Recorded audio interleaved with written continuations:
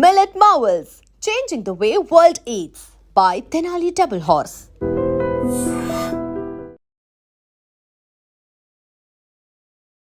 మహారాష్ట్ర పాల్ఘర్ లో జరిగినటువంటి అత్యంత విషాదకరమైనటువంటి ఘటన ఇది.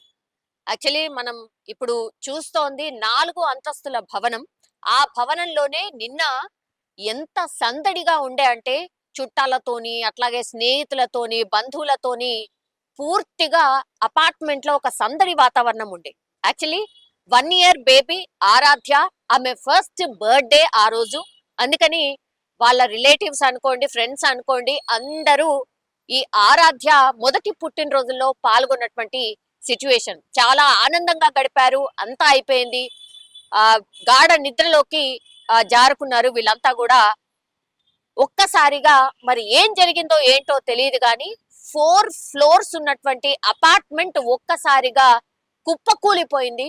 శిథిలాల కింద పూర్తిగా ఆ అపార్ట్మెంట్ లో గాఢ నిద్రలో ఉన్నటువంటి వాళ్ళు అందరూ కూడా ఆ బిల్డింగ్ శిథిలాల కింద పూర్తిగా సమాధి అయిపోయినటువంటి పరిస్థితి. అత్యంత విషాదకరమైనటువంటి ఘటనగా చెప్తున్నారు అక్కడ చూసినటువంటి ప్రత్యక్ష సాక్షులు కూడా. ఎందుకంటే ఆరాధ్య, నేను ఇంతకు ముందు చెప్పినట్టుగా ఆరాధ్య మొదటి పుట్టినరోజు ఆఖరి పుట్టినరోజు అవుతుంది అని ఎవరు కూడా ఊహించి ఉండరు. ఎందుకంటే ఆనందాల మధ్య, కోలాహలం మధ్య జరిగినటువంటి ఆ ఫస్ట్ బర్త్డే పూర్తిగా కుటుంబంలోనే విషాదాన్ని నింపుతుందని ఎవరు అనుకోలేదు. వాళ్ళ తల్లి అంటే ఆరాధ్య తల్లి, ఆమె అట్లాగే ఆరాధ్య ఈ 1 ఇయర్ బేబీ, నిన్న బర్త్డే చేసుకున్నటువంటి బేబీ చనిపోయినటువంటి పరిస్థితి స్పాట్ లో. వాళ్ళ నాన్న ఇంకా కూడా శిథిలాల కింద కొట్టు మిట్టాడుతున్నటువంటి పరిస్థితి. అంటే కనిపిస్తున్నాడు, శిథిలాల కింద ఆయన ఉన్నట్టు కనిపిస్తున్నాడు, కానీ పూర్తిగా దెబ్బలు తగిలి అపస్మారక స్థితిలో ఉన్నటువంటి సిచ్యువేషన్ కనిపిస్తోంది అని అక్కడ ఉన్నటువంటి వాళ్ళు చెప్తున్నటువంటి పరిస్థితి. రెస్క్యూ ఆపరేషన్స్ చాలా వేగంగా జరుగుతున్నాయి. ఎన్డీఆర్ఎఫ్ సిబ్బంది కావచ్చు, పోలీస్ సిబ్బంది కావచ్చు, అందరూ కూడా అక్కడ రెస్క్యూ ఆపరేషన్ లో పాల్గొంటున్నారు.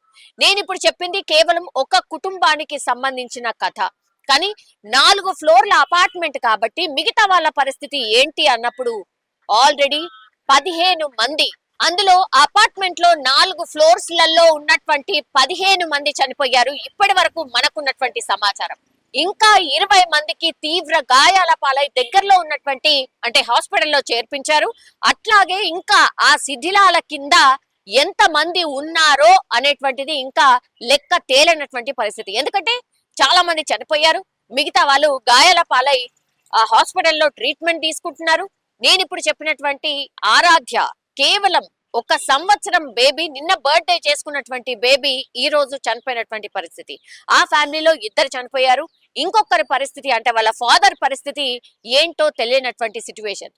తీరా అసలు ఏం జరిగింది, మరి ఎందుకు ఈ బిల్డింగ్ కొలాప్స్ అయిపోయింది అని అంటే అధికారులు తేల్చింది ఏంటి అని అంటే ఇది అసలు పర్మిషన్ లేకుండా అక్రమంగా కట్టినటువంటి బిల్డింగ్ అని అధికారులు తేల్చారు. ఇంత ఘోరం ఎక్కడైనా ఉంటుందా? ఇన్నేళ్ల నుంచి 4 ఫ్లోర్ల బిల్డింగ్ కట్టి అక్కడ ఉన్న వాళ్ళందరూ కూడా నివసిస్తున్నారు, ఫ్యామిలీ ఉంది.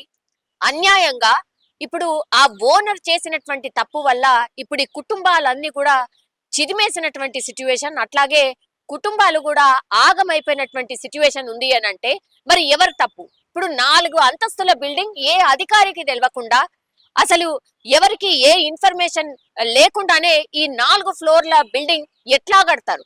ఇప్పుడు ప్రమాదం జరిగింది కాబట్టి ఆ బిల్డింగ్ మొత్తం కుప్పకూలిపోయింది కాబట్టి అంటే ఏ నాణ్యతా ప్రమాణాలు పాటించకుండా ఆ బిల్డింగ్ కట్టారా? అయితేనే అది కొలాప్స్ అయిందా? ఎందుకు కొలాప్స్ అయిపోయింది? అది ఎందుకు కొలాప్స్ అయిపోయింది అని తెలుసుకునేటువంటి క్రమంలో ఇప్పుడు అధికారులు తేల్చింది ఏంటంటే అసలు బిల్డింగ్ కి పర్మిషనే లేదని. అంటే ఈజీగా తప్పించుకోవచ్చు, ఓనర్ మీద వేసేయచ్చు అయిపోతుంది అనేదా?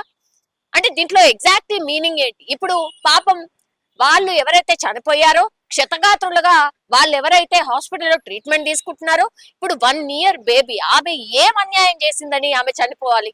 నిన్ననే కదా ఆమె బర్త్డే చేసుకుంది, బర్త్డే అది లాస్ట్ బర్త్డే అవుతుందని ఆ పాప కూడా ఊహించి ఉండదు కదా. ఇంత దారుణంగా వ్యవస్థలు తయారయ్యాయి అంటే దీన్ని ఎట్లా అర్థం చేసుకోవాలి? ఇది ఒకటే ఉందా? పోనీ ఈ ఇన్సిడెంట్ జరిగింది కాబట్టి ఇది ఒకటే ఉందా? ఇంకెన్ని లక్షల బిల్డింగ్స్ ఇట్లా అనాథరైజ్డ్ గా ఏ పర్మిషన్ లేకుండా అక్రమంగా కట్టిన బిల్డింగ్స్ ఎక్కడ కూడా లేవా? ప్రమాదాలు జరిగినప్పుడే స్పందిస్తారా, లేకపోతే ఊరుకుంటారా? ఇప్పుడు ప్రాణాలు పోయాయి కాబట్టి దానికి లెక్కగట్టి ఎంతో కంపెన్సేషన్ ఇస్తారు. అది సరిపోతుందా? ఇది చాలా మంది కామన్ పబ్లిక్ అడుగుతున్నటువంటి ప్రశ్న. కానీ పాపం ఇప్పుడు మహారాష్ట్రలో పాల్ఘర్లో జరిగినటువంటి ఈ ఇన్సిడెంట్ మాత్రం చాలా కుటుంబాల్లో ఒక విషాదాన్ని అయితే నింపినటువంటి సిచ్యువేషన్.